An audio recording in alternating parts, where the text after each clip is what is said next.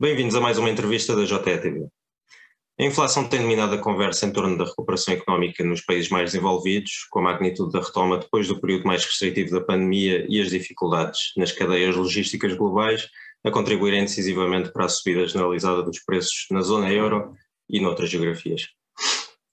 O que podem os mercados esperar em termos de evolução de preços e como irá a economia nacional comportar-se num ambiente de iminente subida das taxas de juros na Europa? Para nos falar um pouco destes temas, temos connosco Miguel Faria Castro, economista sénior no Departamento de Análise da Reserva Federal de Saint Louis, a quem gostaria de agradecer em primeiro lugar ter aceitado o nosso convite. Olá. Olá, obrigado eu pela entrevista. Obrigado pela oportunidade de falarmos um pouco destes tópicos que estão a dominar claramente a conversa em torno da economia mundial, e avançando aqui já para o primeiro tema, se me der autorização, numa altura em que terá de dar orientações aos países sobre a política orçamental de 2023, a Comissão Europeia prepara-se para usar toda a flexibilidade disponível. Concorda que o Executivo Comunitário deverá ser tolerante, desviando os olhos da exigente regra da dívida pública?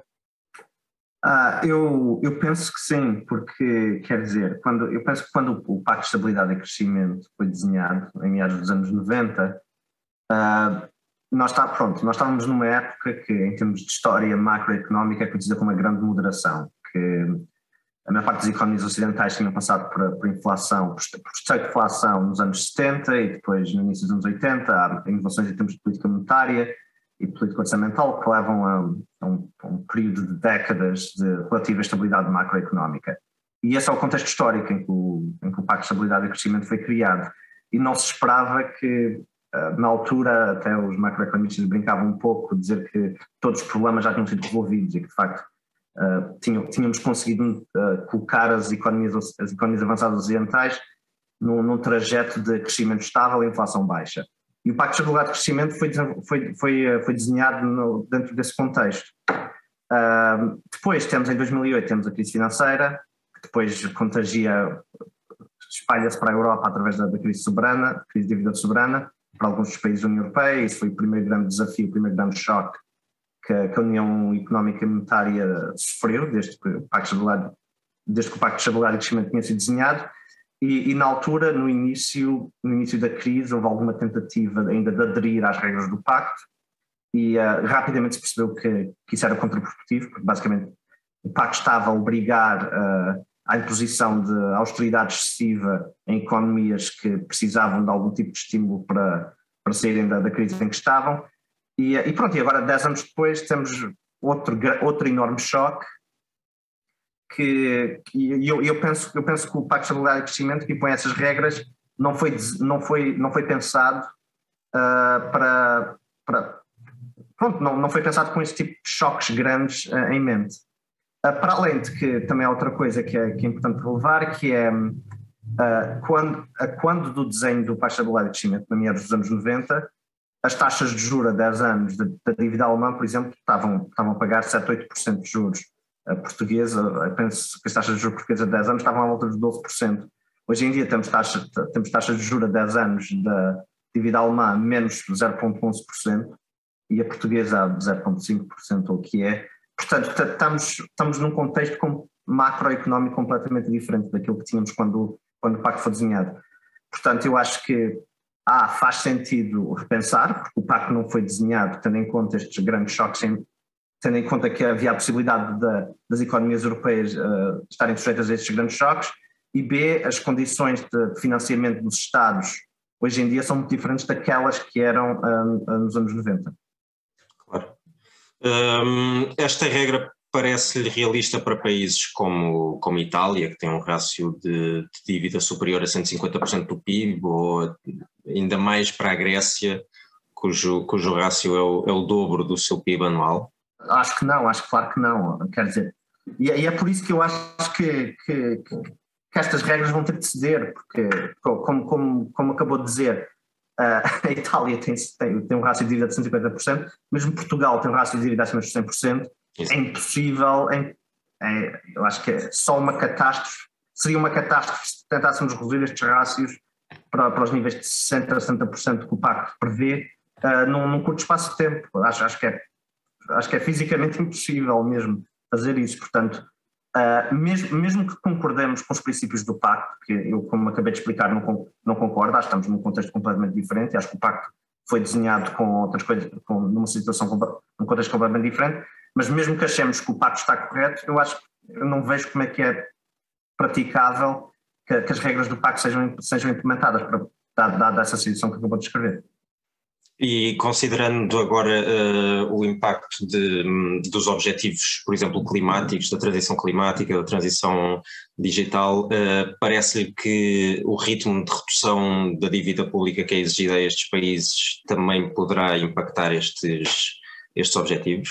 Sim, certamente, porque pronto, nós estamos numa situação em que de facto há uma grande pressão e necessidade de levar a cabo mudanças na estrutura das economias avançadas, porque de facto a situação atual em que nós estamos a nível das mudanças climáticas claramente não é sustentável. E muitos destes fenómenos são aquilo que são, de certa forma, nós sabemos que os mercados privados não conseguem lidar bem com algumas destas mudanças e, portanto, tem que haver intervenção do Estado aqui, e essa intervenção pode ser cara. Portanto, essa é outra razão pela qual eu penso que os critérios do Pacto de Estabilidade e Crescimento são completamente insustentáveis numa situação em que de facto é necessário grande investimento público por parte dos Estados para atingir alguns desses objetivos. A recente maioria absoluta conquistada nas legislativas pelo Partido Socialista poderá contribuir para uma trajetória de consolidação orçamental sustentável, parece? Eu penso que é essa a tendência em Portugal, que de facto aquilo que nós assistimos desde que o Partido Socialista foi eleito, temos uma tendência, pronto, ocasionalmente mais rápida ou mais lenta de consolidação orçamental, e penso que de um ponto de vista macro, penso que é política apropriada, porque quer dizer, eu sou muito keynesiano na minha abordagem à política orçamental, mas sou pronto, eu acho que este termo é muito abusado com muita frequência, mas aquilo basicamente que o Keynes originalmente prescrevia é que o Estado deve gastar durante recessões, para ajudar a economia a sair de recessão, e deve poupar durante expansões. Portanto, quando está tudo a correr bem, devemos de facto reduzir déficits, devemos reduzir dívida. Essa é a altura apropriada para reduzir déficits e dívida pública e para criarmos mais espaço orçamental para podermos gastar durante uma recessão, se esta vier. E penso que tem sido, de um ponto de vista, qualitativamente, pelo menos tem sido um bocado essa abordagem do anterior governo do Partido Socialista, e eu assumo que esta tendência se mantenha. Aliás, outra coisa que eu acho que reforça isto é o facto de já não termos a geringonça, não é? E quanto muito a necessidade de agradar os partidos mais à esquerda que tínhamos na legislatura anterior, quanto muito ia contra esta tendência keynesiana de consolidar durante a expansão, e agora isso é uma restrição política que desapareceu, de certa forma, e portanto eu penso que quanto muito isto vai se reforçar. Agora, a questão não é claro qual é que vai ser o cenário macroeconómico dos próximos anos, porque nós de facto estamos a sair de um ciclo em que para países como Portugal tivemos um cenário macroeconómico muito favorável, com elevada, pronto, excetuando a parte do Covid, obviamente, mas pelo menos antes do Covid estamos numa situação macroeconómica extremamente favorável, em que tínhamos a política monetária extremamente acomodativa, não tínhamos grande pressão por parte das instituições europeias para cumprir regras orçamentais, porque ainda estávamos um bocado na ressaca da crise da dívida soberana. Portanto, havia algum movimento para começar a aumentar essa pressão, mas essa pressão ainda não existia de grande forma. E a procura externa havia boas condições de procura externa, portanto, assumindo que agora, com o final da crise pandémica, que estamos a uma situação macro semelhante a essa, penso que a tendência vai ser continuar a consolidar. Agora, neste momento há outros riscos macro que não tínhamos antes da pandemia, e, portanto, vai ser interessante ver o que é que vai acontecer. Certíssimo. Nós faremos só aqui um pequeno intervalo e regressaremos já a seguir.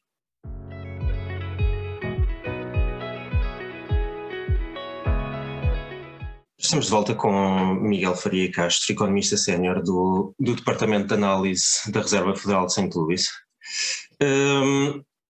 Portugal e Espanha são, de momento, os países mais atrasados na recuperação do PIB na zona euro. Estes dois países do sul da Europa estão ainda com níveis de atividade muito abaixo do nível pré-pandémico. Qual será o caminho que Portugal deverá seguir para reforçar o crescimento e as finanças públicas, e neste âmbito, qual será a importância dos investimentos e reformas estruturais? Tens falado muito disso. Eu pessoalmente acho que não há como em inglês há esta expressão silver bullet, a bala prateada. Eu acho que não é uma bala prateada, e acho que de facto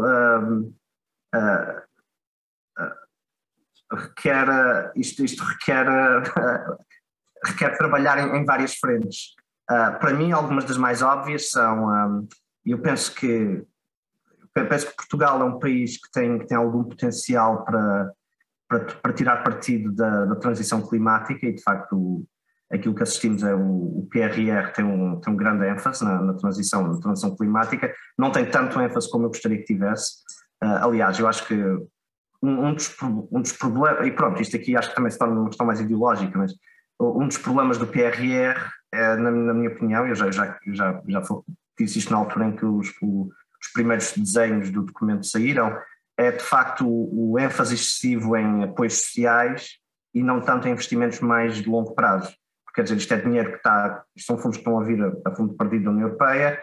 Penso que faria sentido usar, principalmente dado o cronicamente baixo investimento público em Portugal, acho que faria sentido usar isto para fins mais de longo prazo e não apenas de curto prazo. Penso que para isso os orçamentos anuais, para isso servem os orçamentos anuais, e é basicamente essa a natureza da política macro que temos tido nos últimos anos, e essa é a minha principal crítica, e tenho dito várias vezes, a minha principal crítica ao governo, ao governo do Partido Socialista tem sido de facto que acho que a nível de disciplina orçamental tem feito um trabalho relativamente bom, mas também muito ajudados pelas condições externas.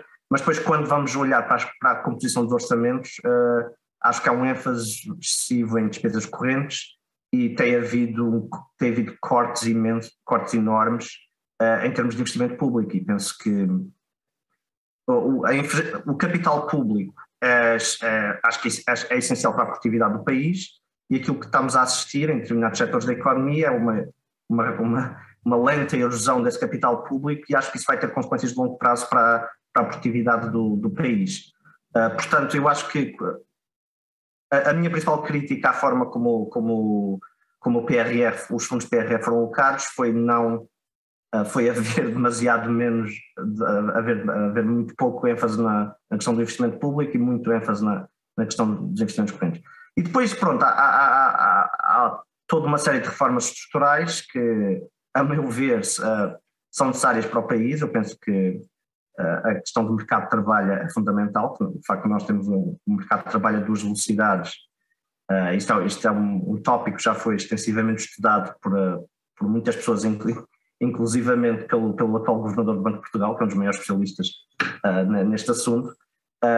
O facto de termos um mercado de trabalho a duas velocidades, onde temos basicamente uma classe protegida, que normalmente tendem a ser trabalhadores mais velhos, e temos uma classe muito precária, que são trabalhadores mais novos, e temos a forma como estes dois tipos de trabalhadores são tratados no mercado de trabalho é muito, muito diferente, e penso que isso tem sido uma das principais razões pelas quais continuamos a assistir, por exemplo, a uma grande imigração de mão de obra qualificada, e pronto, e não há grandes, no geral, para os jovens, Portugal não parece ser um país com perspectivas muito animadoras, e penso que isso tem muito a ver com o facto de ainda termos um mercado de trabalho profundamente disfuncional e muito desigual.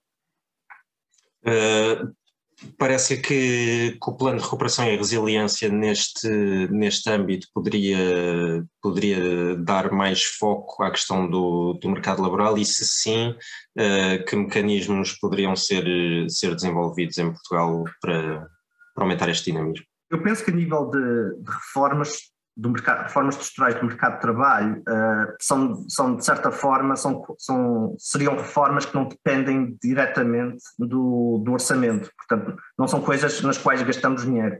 Agora é preciso alguma vontade política para o fazer, e o facto é que não temos tido a vontade política. Eu penso que quanto muito houve alguma vontade política de fazer algo durante a altura da Troika, mas mesmo na altura, apesar do ímpeto, se calhar até talvez excessivamente reformista do governo da altura, mesmo assim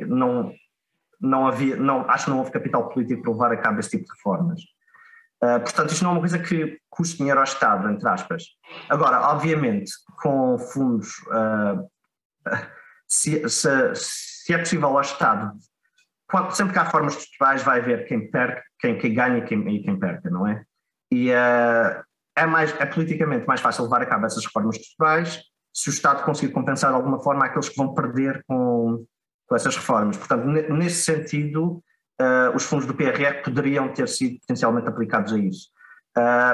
Eu penso que, obviamente, dado o estado do mercado de trabalho em Portugal, quem iria perder, em princípio, seriam trabalhadores mais velhos, quem iria ganhar seriam trabalhadores mais novos. Penso que uma coisa que o Estado poderia potencialmente fazer para facilitar, pelo menos do ponto de vista político e do ponto de vista social também, este tipo de reformas, seria de certa forma compensar aqueles trabalhadores mais velhos que poderão provavelmente perder muitos privilégios e muitos benefícios com reformas profundas do mercado de trabalho. Agora, há formas diretas e há formas mais indiretas de compensar. Uma forma direta seria literalmente passar-lhes, transferir-lhes dinheiro, toma lá, vais perder a segurança de trabalho que tinhas, mas toma lá um cheque e faz o que quiseres com ele. Outra forma mais indireta, e isto é uma coisa que penso que em Portugal não se discute muito e que falta muito, são políticas mais ativas de mercado de trabalho, na medida em que tentar requalificar as pessoas que perdem o seu trabalho. Penso que há muito pouco esforço em Portugal em relação a isto. Aliás, saiu há coisa de uma semana, o que foi, um estudo feito por uma série de economistas da OCDE, em que comparam a evolução de rendimentos de trabalhadores em diferentes países quando perdem o trabalho, quando perdem o seu emprego. Portanto, focam-se em pessoas que já têm emprego há X anos e depois estudam a evolução média de um trabalhador que perde o emprego em diferentes países da OCDE. E aquilo que se vê é que em Portugal, no momento em que uma pessoa perde o emprego, em média, perde cerca de no ano em que perde o emprego, perde cerca de 50% do seu rendimento de trabalho. E ao fim de 5 anos, os seus rendimentos médios estão cerca de 25% abaixo. Isto é um contraste enorme em relação a, por exemplo, países do norte da Europa, em que há muito menor perda de rendimentos quando se perde o trabalho, não apenas no primeiro ano, mas também ao fim de vários anos. E esses economistas argumentam que a razão pela qual os países, isto já agora, isto é verdade em Portugal e é verdade também em outros países do sul da Europa, Espanha, Itália, etc. E eles argumentam que a grande diferença entre os países do norte e do sul da Europa é que os países do norte da Europa têm muito mais políticas ativas de mercado de trabalho, que consistem em tentar, não é simplesmente aumentar subsídios de desemprego aos desempregados, mas tentar requalificar os desempregados e tentar ajudá-los a adquirir novas competências. E eu penso que isso é absolutamente essencial num momento como este, em que, como já dissemos, várias das economias avançadas estão a passar por várias transformações estruturais. Temos questões como a transição climática, temos uma questão que acho que é absolutamente essencial, mas acho que também não se fala muito em Portugal, que é a questão da automação, que muitos dos empregos que nós dávamos como adquiridos estão simplesmente a ser substituídos por processos automáticos, por robôs, etc. E temos a contínua fuga de postos de trabalho para outras partes do mundo. E, aliás, eu penso que eu pessoalmente já fui mais otimista em relação a estas tendências de trabalho remoto. No geral, penso que as pessoas gostam muito disto, de trabalhar remotamente, não sei o quê, pode trabalhar onde quiser, mas eu penso que isto também tem vários perigos em termos de offshoring desses postos de trabalho, porque, quer dizer, uma coisa que, por exemplo, uma vez um executivo de uma empresa de tecnologia me disse aqui foi: os meus trabalhadores estão muito contentes porque eu basicamente disse-lhes, ok, durante os próximos 2 anos podem trabalhar remotamente onde quiserem. E eles já todos contentes, podem ir para o Colorado, não tem que estar numa cidade grande. Mas a questão é que se uma pessoa pode trabalhar de forma completamente remota no Colorado, aquele trabalho também pode ser feito de forma completamente remota em Bangalore, na Índia, a uma fração do custo. E aquilo que acho que vamos começar a ver é esse offshoring de empregos mais qualificados. Isso pode ser uma vantagem para Portugal, porque nós de facto recebemos nómadas digitais, etc. Portanto, podemos ganhar algo com isso, mas também podemos perder. Portanto isto só tudo para dizer que no contexto de estamos numa situação em que as economias avançadas estão a passar por mudanças estruturais e mudanças de como o trabalho é pensado e como as pessoas trabalham, etc. E acho que mais do que nunca políticas ativas no mercado de trabalho que incentivem a requalificação das pessoas que perdem empregos, acho que são essenciais. Nós vamos só fazer um pequeno intervalo e regressaremos em breve.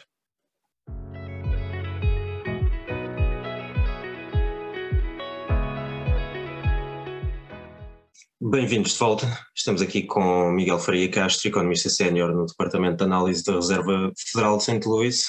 Obrigado. Eu gostaria agora de abordar os riscos financeiros que a pandemia criou no setor empresarial nacional, onde a banca também já enfrentava um elevado nível de empréstimos não produtivos. Parece-lhe que devem ser reforçados os incentivos aos bancos para reduzirem os níveis de ativos de alto risco? É uma boa questão. É uma boa questão. Eu penso que o facto é que depois da crise financeira e houve esta reforma enorme da forma como a regulação financeira é feita na parte das economias desenvolvidas, houve o Basel III, todas essas novas regras que tinham como fim evitar que bancos e outras instituições financeiras arriscassem tanto como tinham feito antes da crise financeira. E pronto, eu acho que grande parte dessas reformas foram bastante bem sucedidas, na medida em que, pelo menos o setor financeiro tradicional tem levado a cabo um grande de-risking, tem reduzido bastante a sua exposição a risco, etc. Em Portugal também tivemos em Portugal é um caso mais idiosincrático, porque tivemos de facto falências de bancos bastante grandes, e acho que isso até levou se calhar um escrutínio adicional sobre a forma como o sistema financeiro funciona. Portanto, eu no geral, essa reforma do sistema regulatório financeiro acho que tem sido relativamente bem sucedida, e portanto eu à partida não estaria muito preocupado com a estabilidade do sistema financeiro neste momento. Aliás, eu tinha algumas preocupações no início da pandemia, e principalmente quando a questão foi uma política que ex post foi bastante bem sucedida, foi a das moratórias. Durante finais de 2020 eu achava que isto era uma bomba relógio, que estava prestes a explodir, que na altura fiz algumas contas e lembro-me de ver que qualquer coisa como 20% do crédito total em moratória entrasse em cumprimento, isso mais do que eliminava o capital próprio total do sistema bancário português. Mas parece que conseguimos, pronto, as moratórias estão em phase out e parece que conseguimos mais ou menos sair daí. Agora, de facto, com a perspectiva das subidas de taxas de juros, penso que isso vai ser interessante, mas interessante do ponto de vista mau, não é? Vamos ver o que é que acontece. Porque as subidas de taxas de juros, em princípio, podem ter, há dois efeitos contraditórios que podem ter na saúde financeira dos bancos. Por um lado, as margens, o aumento das taxas de juros tende a levar a um aumento da margem financeira dos bancos, que aumenta os seus lucros e, obviamente, contribui para a acumulação de capitais próprios. Mas, naturalmente, o aumento de taxas de juros pode levar a um aumento de incumprimentos, porque temos de ter várias empresas neste momento que têm empréstimos, e eu sei que a grande maioria dos empréstimos, tanto a famílias como a empresas que são feitos em Portugal, são a taxas variáveis, normalmente indexadas ao Euribor. Portanto, vai haver um impacto direto do aumento das taxas de juros na capacidade dessas entidades de satisfazer as suas obrigações financeiras. Isso, obviamente, à partida não pode ter um impacto negativo dos bancos. Mas, tal como eu disse, esta reforma da forma como a regulação financeira é feita teve uma grande ênfase precisamente em reestruturar a forma como os bancos gerem o seu risco, e eu estou a contar que os bancos em Portugal têm um sistema, se calhar estou a ser demasiado naivo, mas estou a contar que em Portugal os bancos tenham sistemas que tenham este tipo de situações em consideração. Ainda não tive alguém, assim, eu nunca pedi um empréstimo em Portugal, mas ainda não tive, alguém me estava a dizer que quando uma pessoa pede um empréstimo à habitação, em Portugal, o banco é obrigado a fazer uma pequena simulação de o que é que vai acontecer às prestações, se as taxas de juros aumentarem, tipo um stress test. Portanto, quer dizer, eles terão essa informação. Olhando agora para o comércio internacional, parece que os resultados do comércio internacional português demonstram que o tecido empresarial nacional enfrentou da melhor maneira as dificuldades da conjuntura internacional. Sim, eu penso que sim. É assim, em termos de bens, sim. Em termos de serviços, naturalmente não, porque em termos de, o principal serviço que nós exportamos é turismo, e o turismo foi obviamente um dos setores mais afetados. Agora, pronto, isso também está ligado a situação pandémica foi um choque completamente sem precedentes à economia global, e foi um choque muito interessante, porque não foi um choque tradicional, como nós normalmente pensamos em macroeconomia, uma grande contração da procura agregada. Isto aqui foi um choque, foi uma mistura de contração de procura e de oferta, e eu acho que aqui o mais interessante foi que houve enormes alterações na composição da estrutura do consumo das famílias, que houve esta grande mudança de serviços para bens duradouros. E pronto, Portugal, uma parte significativa das exportações portuguesas são bens duradouros, portanto, nesse aspecto, a pandemia até foi um período bom, porque havia muita procura por esse tipo de bens. Agora, obviamente, o sucesso dos setores exportadores depende sempre das condições de procura externa, e neste momento, tal como disse antes, o grande risco macro é a inflação, que estamos a ver agora, e o facto que os grandes bancos centrais vão ter necessariamente que responder a esta inflação, e uma das formas de responder é simplesmente a arrefecimento da procura. E isto pode não ser boas notícias para as empresas portuguesas que exportam bens. Certíssimo. Muito obrigado. Eu gostaria também de agradecer a todos os nossos telespectadores que nos acompanharam na JE TV, e mais uma vez muito obrigado por aceitar o nosso convite para falar deste tema tão relevante. Acompanhem as entrevistas na plataforma multimédia do Jornal Económico, com novos temas e novos convidados, e a todos uma boa semana.